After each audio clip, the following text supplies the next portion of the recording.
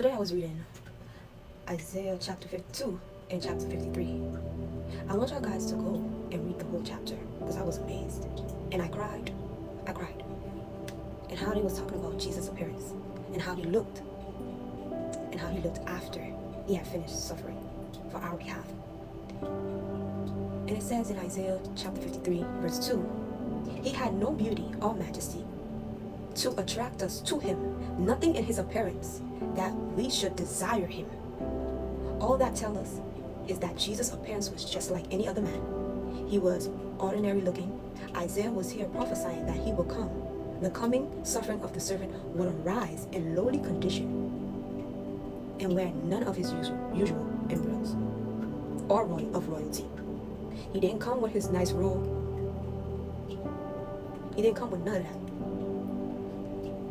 Making his true identity visible only to the discerning eye of faith. Jesus come as ordinary. He didn't come with all his fancy clothes, his rich robe, his embryo, his ranch. He didn't come with none of that. Jesus had an appearance of an ordinary man. He didn't come with the muscle. He didn't come with the ab. An ordinary man. Isaiah used the metaphor a root out of dry ground to empathize the unfavorable condition in which the Messiah would appear and the lack of physical attractiveness he will possess. He would not fit in the stereotype of the previous Jewish leaders.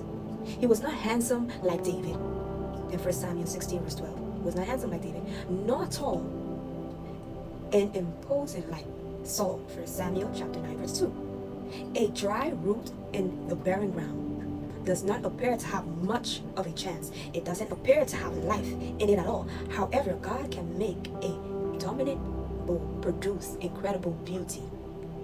That is the point Isaiah is making when he compares the coming Messiah to a root springing out of dry ground. That's how they compare.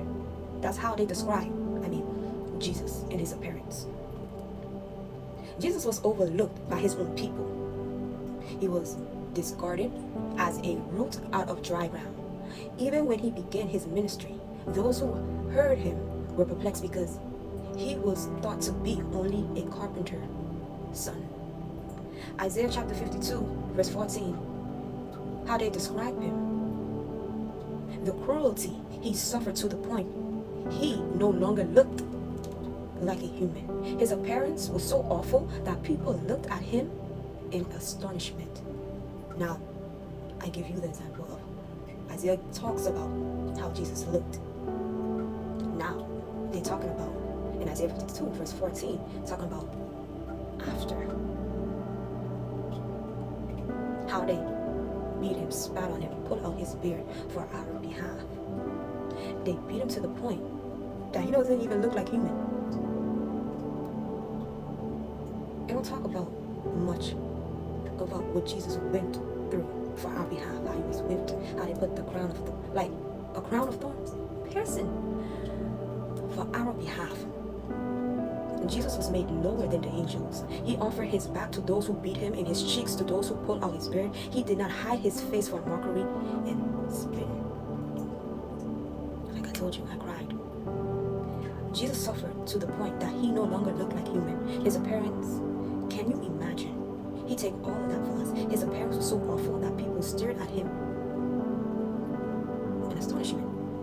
His physical appearance, his physical form was so damaged that it was unlike anything seen in other men. Anything seen like other men. And I was like, wow. When I read Isaiah 53, he was despised, rejected, a man of sorrow, acquainted with deepest grief. We turned our backs on him and looked the other way. He was despised, and we did not care. Yet it was our weakness he carried. It was our sorrow that weighted him down. And we thought his troubles were a punishment from God, a punishment for his own sin. But he was pierced for our rebellion, crushed for our sin. He was beaten so we could be whole. He was whipped so we could be healed. All of us, like sheep, have strayed away. We have left God's path to follow our own, yet the Lord laid on him the sins of all of us. He was arrested, treated harshly, yet he never said a word. He did not open his mouth. He was condemned. He was led away. No one cared that he died without descendants, that his life was cut short. He was struck down. He had done no wrong and had never deceived anyone, but he was buried like a criminal. He was put in a rich man's grave. But it was the Lord's good plan to crush him and cause him grief. Yet when his life is made an offering for sin, he will have many descendants. He will enjoy a long life, and the Lord God's plan will prosper in his hand. Y'all need to go read it. Y'all literally cry and how they describe him. You know when somebody get beaten so bad, maltreated, they leave you for dead. You don't even look the same way. They cannot even show you the person's face. He don't even look like him anymore. It was for our behalf.